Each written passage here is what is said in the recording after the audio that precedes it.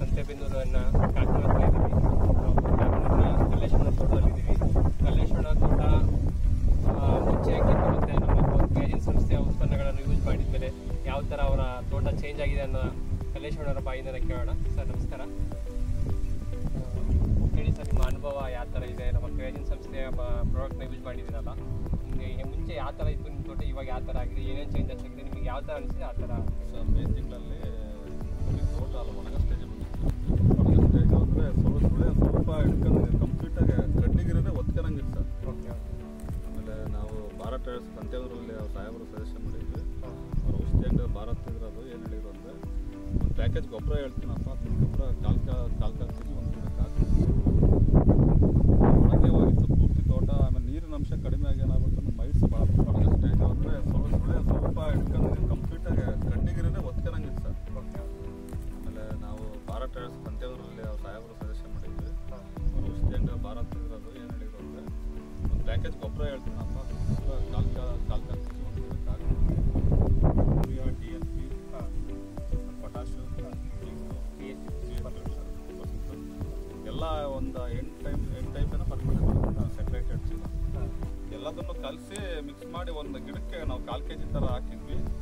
ಒಂದು ತಿಂಗಳಿಗೆ ಕಂಪ್ಲೀಟಾಗಿ ಅವ್ರಿಗೆ ಕನ್ನಡಕ್ಕೆ ಆಗ್ತಲ್ಲ, ಯಾಕಂದ್ರೆ ತೋಟ ಇಲ್ಲ, ಅವ್ರು ಒಣಕೆಂದು ಹೋಗ್ತು ಅನ್ನೋ ಮಟ್ಟಕ್ಕೆ ಹೇಳಿದ್ದು. ಊರ ಜನ ತೋಟ ಒಣಕೆಂದು ಹೋಯ್ತು ಹಾಗೆ ಹೀಗೆ ಅಂತಂದಾಗ ಇವತ್ತು ಈ ಮಟ್ಟಕ್ಕೆ ಡೆವಲಪ್ಮೆಂಟ್ ಆಗಿದೆ.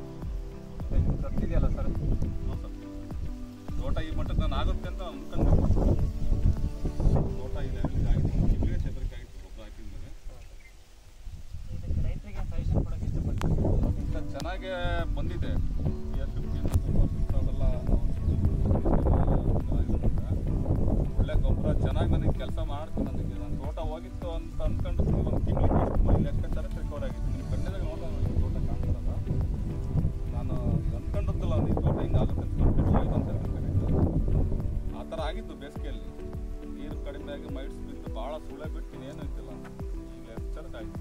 ಇನ್ನೇನು ಭಾಳ ವೀಕ್ ಇತ್ತು, ಭಾಳ ಸಂತೋಷ ಕಡ್ಕೊಂಬಂದಿತ್ತು. ಫುಲ್ ವೀಕ್ ಆಗ್ಬಿಟ್ಟಿತ್ತು. ಅಂಥವು ಈ ಮಟ್ಟಕ್ಕೆ ಈ ಥರ ಆಗಿತ್ತು. ಭಾಳ ಸಾಕಾರಾಯ್ತು. ಕಂಪ್ನಿ ಗೊಬ್ಬರ ಚೆನ್ನಾಗಿ ಇದಾಗಿತ್ತು. ರೈತರು ಯೂಸ್ ಮಾಡ್ಬೋದಲ್ಲ ಸರ್? ಯಾವ ಥರ? ಆರಾಮ್ಸೆ ಮಾಡ್ಬೋದು ಸರ್ ರೈತರು. ನಿಮ್ಗೆ ಅದು 1 ಎಕರೆಗೆ ಅದು ಏನು ಪ್ಯಾಕೇಜ್, ಏನು ರೇಟಿಗೆ ಕೊಟ್ಟಿದ್ದಾರೆ? ಸೊ ಒಂದು ಎಕರೆ ಪ್ಯಾಕೇಜು ನಾನು ಒಂದು 8,000 ರೂಪಾಯಿ ಆಗಿತ್ತು ಸರ್ ಪ್ಯಾಕೇಜ್, ಸೆಟ್ರೈಟು ಎಲ್ಲ ಸೇರಿಸಿ. 1 ಎಕರೆ 8,000. ಅದನ್ನು 3 ಎಕರೆ ಹಾಕಿದೆ ಸರ್. ನಾನು ಈಗ ಫಸಲಿ ಗಿಡ ಬೇಡಾದರೆ 1 ಎಕರೆಗೆ 8,000 ರೂಪಾಯಿ ಆಗುತ್ತೆ ಅಷ್ಟೇ ಪ್ಯಾಕೇಜ್ ಅದು. ಅದೇ ಬಟ್ ನಾನು ಈಗ ಸಣ್ಣ ಗಿಡ ಆಗಿರೋದ್ರಿಂದ ನಾನು ಅದನ್ನು 3 ಎಕರೆಗೆ ಹಾಕಿದೆ. 3 ಎಕರೆಗೆ ಹಾಕಿ ಒಳ್ಳೆ ರಿಸಲ್ಟ್ ಕೊಡ್ತು. ಒಂದು ಗಿಡಕ್ಕೆ ಒಂದು 1/4 kg 300 ಗ್ರಾಮ್ ಇಷ್ಟು ಹಾಕಿದ್ವಿ.